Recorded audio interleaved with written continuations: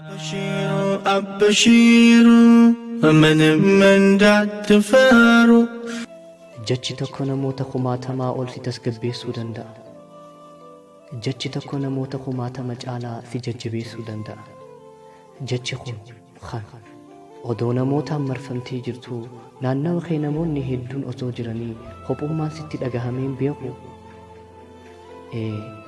Rakkattee, cinqamtee, dhiphamtee otoo jirtu waan si yaachisee fi si rakkise daran rakkina keessiif hubachuu dhabuudhaan gadditeen beektu.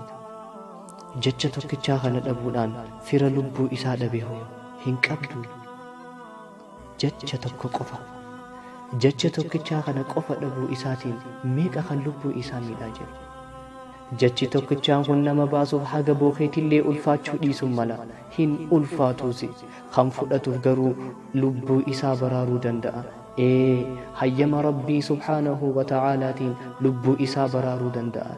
Jechi tokkichaan waan dila kana of keessatti hammatee jiru kun jecha kan abshir abshir abshir abshir abshir obboleettii tiyyaa, abshir obboleessa kiyyaa.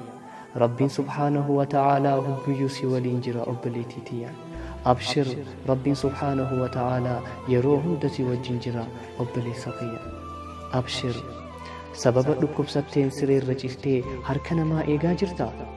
Abshir abshir abshir abshir abshir obboleettii tiyyaa, Rabbiin subhaanahu wa ta'aalaa fayyaa keetiif deebisa.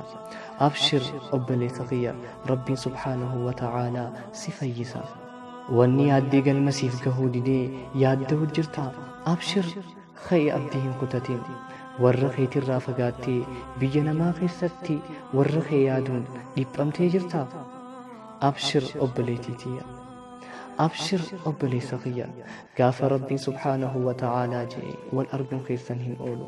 Abshir, obsaan eeggadhu, obsaan jajjabaadhu. Dilii deleedeef sheenoytee jirta. Abshir abshir abshir abshir. Rabbiin subhaanahu wa ta'aalaa warra badii isaaniitirraa sheenawee ni jaalata, siif araarama. Abshir, karaa isaa deebi'e. Eebbifamtee dalagaa barbaadamu damtee hifattee jirta. Abshir abshir abshir abshir abshir. Du'aa'i waan hin jijjiirree hin qabuuti harka kee ol qabi. Obboleettii tiyya tan dhalaa tahuu kee qofaan rakkinni sirra ga'aa jiru. Abshir, inummaa kee agarsiisi. Aishaan, Faaximaan, Khadiijaan, Ummu Salamaan fakkeenya siif haa ta'an. Abshir, mataa kee ol qabadhu. Ni abdii nama kutachiisu heddummaate kana keessatti abdii kee namarran kaa'in. Of danda'ii jiraadhu, ofii dhaabbadhu, ol jedhii mataa kee ol qabadhu. Abshir je'i Rabbiin si uume sin dagatu.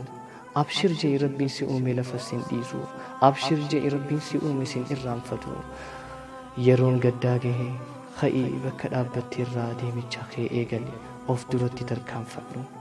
Abshir je'i Rabbiin si waliin jira. Abshir abshir abshir abshir abshir. أبشروا أبشروا أبشروا من تفاروا